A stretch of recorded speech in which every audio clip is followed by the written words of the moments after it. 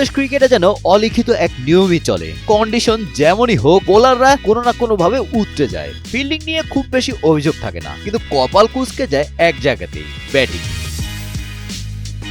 প্রতিপক্ষ 60 থেকে 70 রান করলেও স্বস্তিতে বসতে পারেন না সমর্থকরা, কারণ বাংলাদেশের ব্যাটাররা সেই রান টপকাতে পারবেন কিনা সেটি নিয়েও ওঠে প্রশ্ন।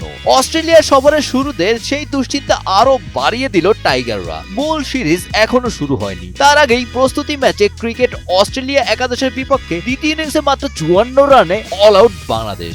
মাত্র 22 ওভারে গুটিয়ে গিয়ে হারতে হয়েছে ইনিংস ও 38 রানে।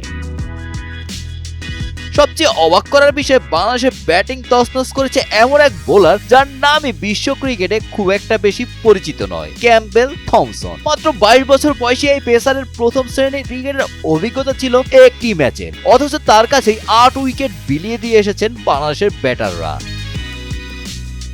দ্বিতীয় ইনিংসে একমাত্র তানজিদ হাসান তামিম ছাড়া কেউ 2 অঙ্কের রানও করতে পারেননি। তামিম করেছেন 22 রান। প্রস্তুতি ম্যাচ বলে হয়তো এই ব্যর্থতাকে খুব বড় করে দেখার সুযোগ নেই, কিন্তু সামনে যখন জশ হ্যাজেলউড, মিচেল স্টার্ক ও প্যাট কামিন্সদের মতো পেসার, তখন ভয় পাওয়ার যথেষ্ট কারণ আছে। অস্ট্রেলিয়ার মাটিতে 2020 সালে ভারতের 36 রানের লজ্জার কথা এখনো ক্রিকেট প্রেমীদের মনে আছে। বাংলাদেশের সামনে তাই একটাই প্রশ্ন, 54 রানের এই দুঃস্বপ্ন কি মূল সিরিজেও তারা করবে?